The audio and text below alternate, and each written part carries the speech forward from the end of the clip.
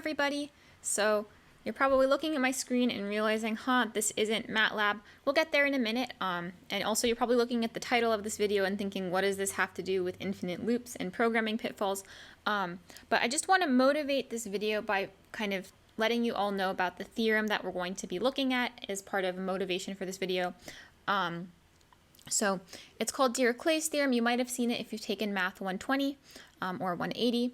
And what it states is that if we have two positive coprime, so meaning they don't share any non-trivial divisors, so any coprime integers a and d, there are infinite many primes of the form a plus nd, where n is also a positive integer. So think about it in our MATLAB sense is I start with a number a, I add d to it, then I add 2d, 3d. So this is a pattern that we've seen a number of times now. And what the theorem states is that in this sequence, in this progression, you're going to be able to find infinitely many prime numbers. So we're going to model this in MATLAB, and it's also going to be an example of when we can get trapped in an infinite while loop. So if that didn't make sense quite yet, don't worry. Let's see a couple of examples. So let's say I want to look at, start at 6, go up by 7, or don't go past 100. So we can see here I have 6, and then I have a prime number 13, for instance, and maybe I want to ask the question. So the motivating question for this first part of the video is I'm going to say, what's the first prime in this vector? So I can see here the first prime is 13. I could try something like start at 8, go up by 7, end at 100. And I can see here what's the first prime that shows up in this vector, for instance, and we see it's 29. So what I want us to do first is we're going to write a function that kind of given these two starting numbers, so 8 and 7, for instance, or 6 and 7, we're going to say, what's the first prime number that appears in this vector? So let's make the function. I'm going to call it Dirichlet.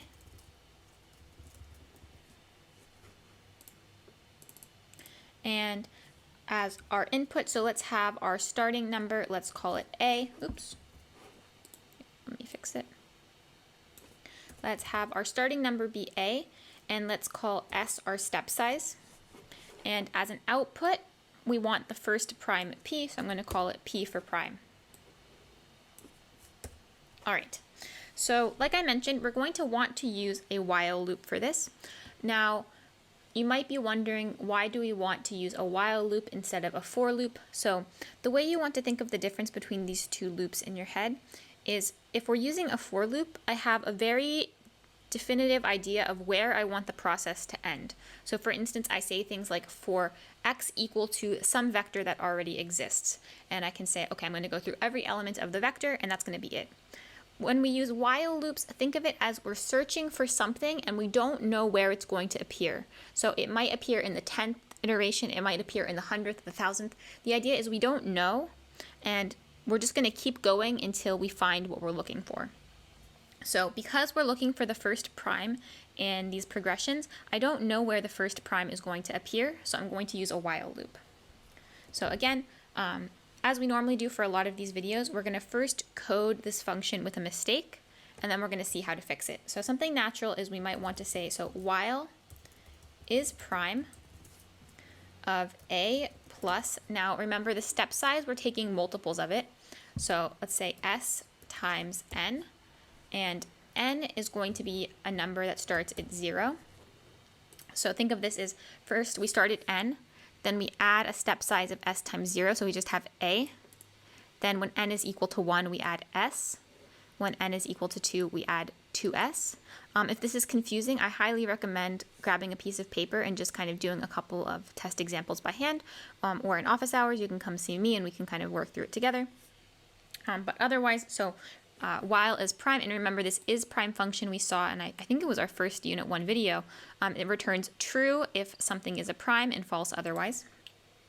Well then, what we want to happen in this case is we're going to say x equals x plus 1, so increase, oops, not x, n equal to n plus 1, so increase n. So this is how we're going to get more terms in our sequence. And then we're going to end.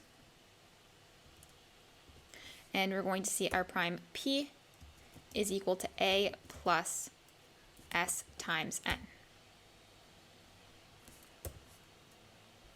Now, like I said, this is going to cause an error for us. So I'm going to save, or it's not going to do what we want. So let's go back to the command window. Let's do the example with 6 and 7. So remember, the second, the second element in this progression, 13, was the first prime. So let's see what happens if now we call Dirichlet of 6, 7. And we can see here that it returns 6. So that's not good. 6 is definitely not a prime number. So what's going on? Let's go back to the function. So we're saying, let's think about a equal to 6, s equal to 7, n equal to 0 starts. So while is prime. So a 6 plus 7 times 0. So this is just 6. While is prime of 6. So is prime of 6 returns false because 6 is not a prime. So we don't enter the while loop. And then we return p equal to 6.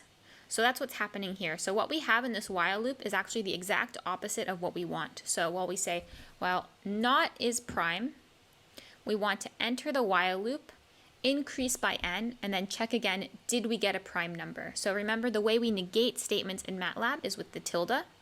So this is saying, if this element of the progression is not a prime, let's check the next one.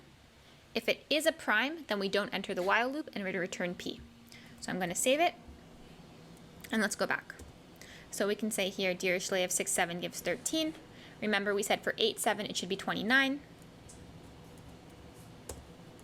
We could start with a prime number, so I could say 3 and let's say 11. And we can say here, well, 3 is a prime, so that's good.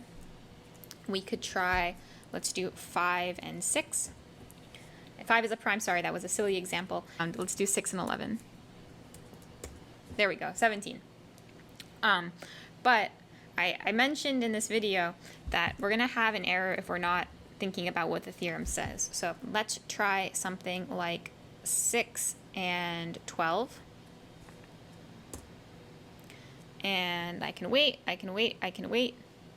You can see here at the bottom it says busy.